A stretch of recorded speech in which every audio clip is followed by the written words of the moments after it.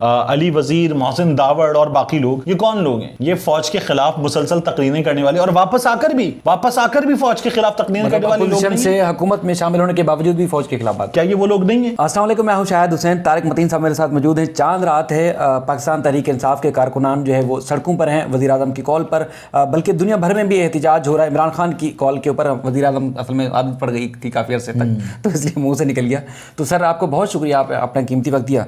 Sir 3-4 से भी निकल गया, वज़ीर आज़म से भी निकल गया जी बिल्कुल, और निकाल दिया गया। बहुत सारी चीज़ें ऐसी हैं जो अनहोनी हो रही हैं, वो सवालात आपसे करने हैं। आपने देखे जर्नलिज्म में जिस तरह ख़ास तौर पर टाइम गुजारा, तो एमक्यूएम का ख़ास तौर पर आपने अरूज भी देखा, जवाल भी देखा, फिर एक एक्सट्रीम देखा, उसके बाद फिर जवाल देखा, ख़ासतौर पर परवेज़ मुशर्रफ के दौर में। तो सर नसरीन जलील साहबा और इस तरह 3 और नाम हैं जिस तरह हतमी तौर पर वफाकी हुकूमत ने तलब किए थे, गवर्नर सिंध के लिए नाम चला गया है। लेकिन कुछ एक ख़त मेरे पास भी मौजूद है, सोशल मीडिया पे या मीडिया पर मौजूद होगा वैसे भी। नसरीन जलील साहबा ने अल्ताफ़ हुसैन साहब जब मौजूद थे, उनका ये ख़त है कि वो भारत से मदद मांग रही हैं, भारतीय एम्बेसी से मदद मांग रही हैं पाकिस्तान के ख़िलाफ़ कि उनकी मदद की जाए। तो अल्ताफ़ हुसैन तो गद्दार ठहरे, अल्ताफ़ हुसैन की तकरीर पर भी पाबंदी, अल्ताफ़ हुसैन बिल्कुल किसी के लिए काबिल कबूल नहीं है। तो इस दौरान नसरीन जलील साहबा कैसे काबिल कबूल हो सकती हैं? वो गवर्नरशिप के लिए कैसे आ सकती हैं?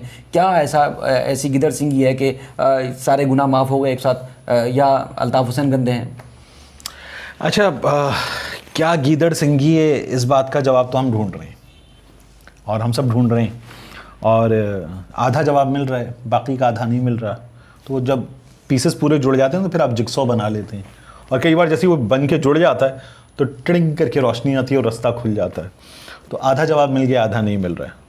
और बाकी एमक्यूएम का गवर्नर सिंध, हमने इरशाद अली साहब को देखा, शायद तवील तरीन पाकिस्तान के अरसे तक, सबसे लंबे अरसे तक गवर्नर सिंध। तो अब एमक्यूएम को फिर गवर्नर सिंध का ओहदा मिलने जा रहा है।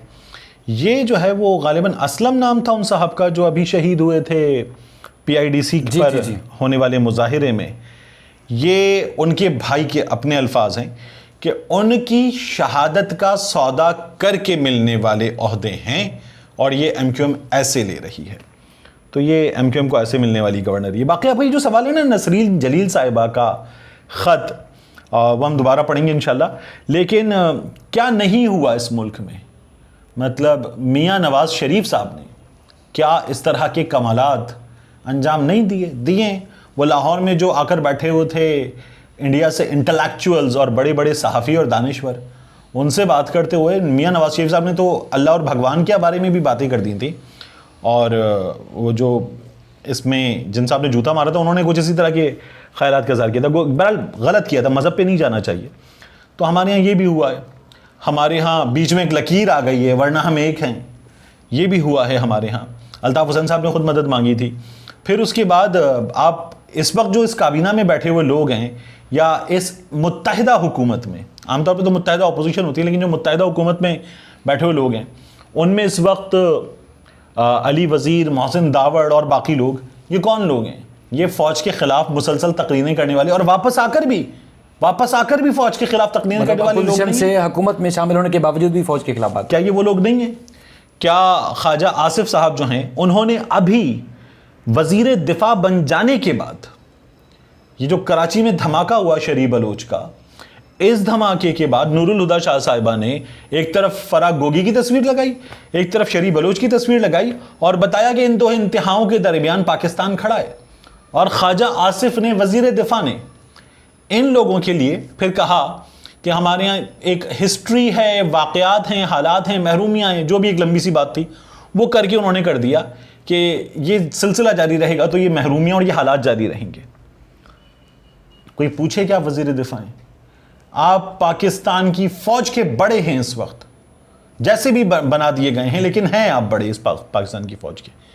आप उन लोगों के बारे में जो मजीद ब्रिगेड चलाते हैं, जो BRA चलाते हैं, BLA चलाते हैं, BLF चलाते हैं, आप उन लोगों के बारे में जो इंडिया के आलाकार हैं, वो बरामदाग बुकटी हो या अच्छू हो, जो कनाडा में बैठे हुए हैं, इंडिया में बैठे हुए हैं, जो मामा कदीर हो, जो फौज को टारगेट करते हैं, जिन्होंने अभी बलूचिस्तान में ऐसे वाक़यात हुए हैं कि जिनमें फौजियों को शहीद करने के बाद उनके जसद खाकी नजर आतिश किए हैं, ऐसे वाक़यात हुए हैं।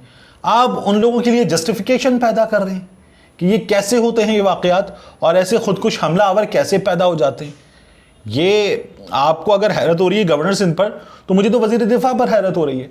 और वज़ीर दिफ़ा जो इस महकमे के लिए वज़ीर दिफ़ा हैं, अफवाज पाकिस्तान के लिए और पाकिस्तान की सलामती के लिए वज़ीर दिफ़ा हैं, मुझे तो हैरत हो रही है कि इससे पहले मुतालबा हुआ था कि इन चीज़ों की वज़ाहत की जाए कि ये क्या किया है।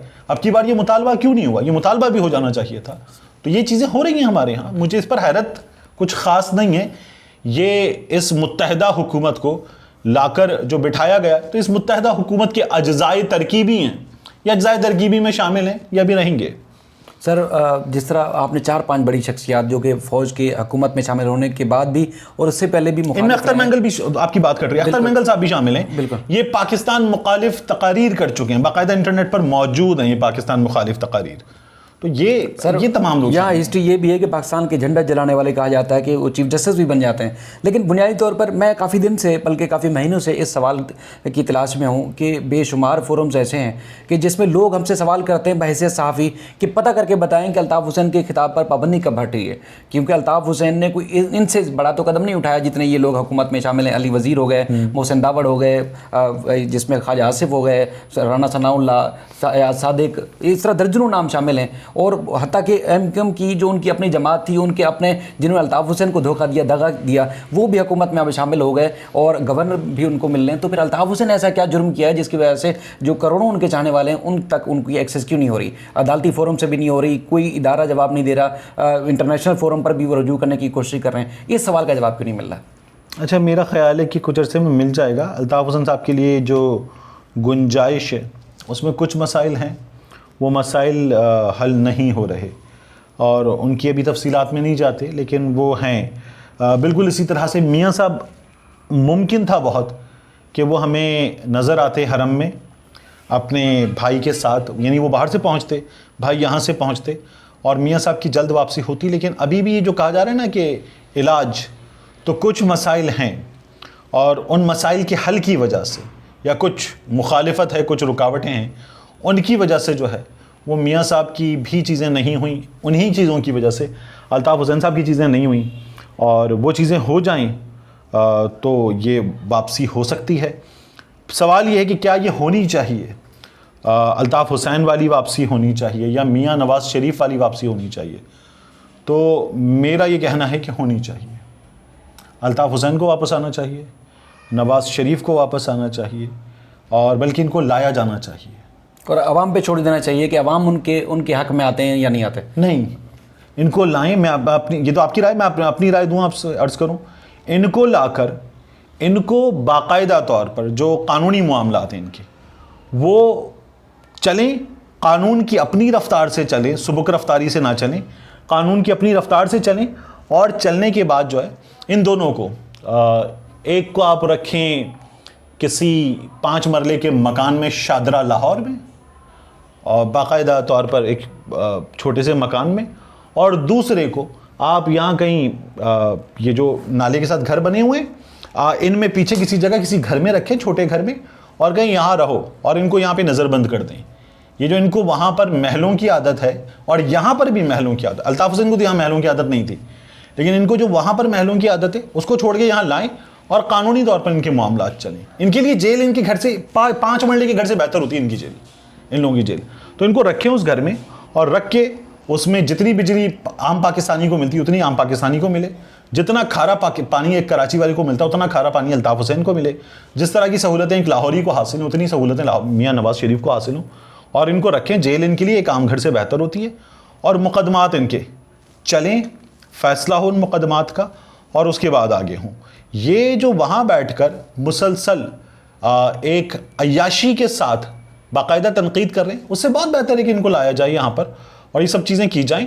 और once it is decided legally, तो फिर उसके बाद जो है जो भी इनका फेट बनता है, सज़ा बनती है और ये बाहर नहीं आ सकते सलाखों के पीछे से, तो डालें सलाखों के पीछे और हमेशा के लिए छोड़ दें। और अगर कानून ये कहता है कि इनको छोड़ दिया जाए, ये बेगुनाह साबित होते हैं और बेगुनाह साबित होने के नतीजे में ये अवाम में वापस जाकर अपनी सियासत कर सकते हैं, तो फिर करने दी जाए। हमारे यहाँ जो है वो ये जो वजूहात हैं जिनकी बिना पर बाज़ लोगों को बाहर जाना पड़ा है, ये वजूहात क्यों हैं, इस पर भी बात हो रही है। तो ये भी नहीं होनी चाहिए। और इन लोगों ने जो सियासत की है, ख़ासतौर पर अल्ताफ़ हुसैन साहब ने भी, नवाज़ शरीफ साहब ने भी, ये जो सियासत है, इस सियासत का भी इनसे जवाब मांगा जाना चाहिए। आप आमतौर पर किसी एक बच्चे को उठा लेते हैं, FIA वाले आके उठा लेते हैं। अभी मेजर राजा भी भागे बेचारे, FIA वाले उनके घर पहुंच गए थे, 8 गाड़ियाँ लेके पहुंच गए थे FIA वाले। तो आप जो है वो इनसे भी इसी तरह से पूछें, जवाब तलबी करें कि ये आपने पाकिस्तान के जनरल कमर जावेद बाजवा को नहीं कहा, आपने चीफ ऑफ आर्मी स्टाफ को कहा है। तो आपने पाकिस्तान के इदारों पर ये जो बातें की हैं, ये जो इल्ज़ामात लगाए हैं, इनके सबूत ला कर दीजिए। बुनियादी तौर पर सर उज़ैर बलोच भी तो हमारे सामने है, 60-65 केस से किसी एक जुर्म में उनको अब तक सज़ा नहीं हुई, जो ATC में ट्रायल चल रहा है। मिलिट्री कोर्ट से एक अलग जुर्म में सज़ा हुई है, वो भी इंतहाई हाई प्रोफाइल टारगेट किलर, दहशतगर्दी और इंतहाई संगीन नौयत के मुकदमात में मतलूब मुलजिम जो है वो बाइज़्ज़त तरीके से बरी हो रहा है। ज़ाहिर है फिर इसी तरह की होगी प्रोसिक्यूशन जिस तरह हमारी है। सर अगले सवाल की तरफ बढ़ते हैं। अगला सवाल ये है कि चांद रात है और पूरी कौम सड़कों पर निकली हुई है। चांद रात में शॉपिंग होती थी, सेलिब्रेशन होती थी, सब कुछ होती थी, लेकिन जो इमरान खान है उनकी कॉल के ऊपर दुनिया भर में आपने देखा जिस तरह अब भी रद्द अमल है। ईद, लोग जो ईद मनाने के बजाय एहतिजाज कर रहे हैं और यहाँ पर भी एहतिजाज हो रहा है पूरे मुल्क में। उसके बाद फिर उन्होंने शेड्यूल भी जारी किया, जो जहलुम, मुल्तान और फैसलाबाद और दीगर इलाकों में उनके जो है वो जलसे भी हैं। उसके बाद फिर मई के आखिरी जो है हफ्ते में लॉन्ग मार्च होगा और हकीकी आज़ादी मार्च का भी ऐलान कर रहे हैं। तो इस सारी मुहिम को आप किस तरह देख रहे हैं कि किस तरफ जा रहा है? अच्छा, इसमें ना सबसे अहम सवाल ये है, और ये सवाल बार बार किया जाता है, और मैं चाहूँगा कि इस वीडियो को ना आप एक कमिंग अप बनाइएगा। ये वाला जो मैं बता रहा हूँ, इसको उठा के शुरू में लगा के आगे देखिए, लिख दीजिएगा इस पर, और ये कर लीजिएगा। ये कहा जाता है कि जी ये इमरान खान निकाल लेगा 1 लाख बंदे, 2 लाख बंदे निकाल लेगा, 2 लाख बंदे पहुंच जाएंगे इस्लामाबाद, क्या होगा? ये सवाल कौन कर रहा है? ये सवाल इस्टेब्लिशमेंट के प्रो लोग कर रहे हैं, हामी लोग इस्टेब्लिशमेंट के, और ये सवाल नून लीग कर रही है। फिर क्या होगा? क्या इससे इंतखाब मिल जाएगा? इमरान खान 2 लाख बंदे ले जाएंगे, पहले भी लेकर गए थे इमरान खान, क्या इंतखाबात मिल गए थे? ये सवाल हो रहा है ना सबसे ज़्यादा, ये सबसे ज़्यादा इंपॉर्टेंट सवाल है कि ले जाएंगे 2-3 लाख बंदे तो क्या हो जाएगा? तो इसका जवाब जो लोग मांग रहे हैं ना, वही लोग इसका जवाब जानते हैं। इसका जवाब मांग रही है नून लीग, नून लीग जानती है। हालांकि वकला तहरीक को हाईजैक किया था, नून लीग ने हाईजैक किया था, लेकिन गुजरांवाला पहुंचने तक फैसला हो गया था। तो प्रेशर होता है, अगर बड़ा मार्च होता है ना, तो उसका होता है ठीक ठाक किस्म का प्रेशर। वो प्रेशर बर्दाश्त नहीं होता, फैसला हो जाता है। और इस्टेब्लिशमेंट मांग रही है, तो इस्टेब्लिशमेंट भी ना मांगे, इसलिए कि जनरल अशफाक परवेज़ कायनी साहब ने फैसला किया था। जो फैसला मियां नवाज शरीफ साहब ने लिया था, वो जरदारी साहब ने नहीं किया था, वो जनरल अशफाक परवेज़ कायनी साहब का फैसला था। तो इस्टेब्लिशमेंट को भी पता है कि फैसला हो जाता है। तो बंदे निकलें, ठीक ठाक निकलें, तो इसका इंपैक्ट होता है। ये फैसला देने में मदद करता है। ये कोई रॉकेट साइंस नहीं है, इस मुल्क में ये अभी हो चुका है, रिसेंटली हो चुका है। 2014 में क्यों नहीं हुआ था? 2014 में इसलिए नहीं हुआ था कि शरीफ के साथ शरीफ था। ये जो कहते हैं कि फौज या एस्टैब्लिशमेंट इमरान खान के साथ थी, तो ये बात याद रखनी चाहिए कि शरीफ के साथ तब भी शरीफ था, इसलिए नहीं हुआ था। और ये बात मुझे एक बहुत बुजुर्ग सहाफ़ी ने, जो तमाम गुफ्तगू ना तमाम कर देते, मैं इशारे में नाम बता गया उनका, ये बात उन बुजुर्ग सहाफ़ी ने मुझे बताई थी कि इस्टेब्लिशमेंट के कुछ हिस्से इमरान खान के साथ थे, लेकिन शरीफ के साथ शरीफ था, इसलिए नहीं हुआ। तो अभी वो बहुत सारे जो देखने में शरीफ लगते हैं वो भी तो शरीफों के साथ हैं सर, तो कैसे तब्दीली आ सकती है? मेरा ये ख्याल है कि तब इमरान खान साहब का जो लॉन्ग मार्च था वो हकीकतन इतना इम्पैक्टफुल नहीं था जितना इम्पैक्टफुल अब है। तब नून लीग की हुकूमत थी, अब वो हुकूमत है जिससे लोगों को बाकायदा इस वक्त नफ़रत हो रही है। उन 3 चेहरों से ये काम दिखाएगा। यानी कि कह सकते हैं पहले पाकिस्तान तहरीक इंसाफ का मार्च था, अब पाकिस्तान की अवाम का मार्च है, तो इसलिए ऐसा ही ज़्यादा असर हो सकता है। जिस तरह नज़र आ रहा है इस तरह, तो इसी तरह लग रहा है कि अब पूरी कौम निकली हुई है, जिस तरह लोगों को पता चल रहा है कि क्या उनके साथ हुआ है। सर आपने अपना कीमती वक्त दिया, एक बार फिर आपका बहुत शुक्रिया, अपना ख्याल रखिएगा। अल्लाह हाफ़िज़। अल्लाह हाफ़िज़।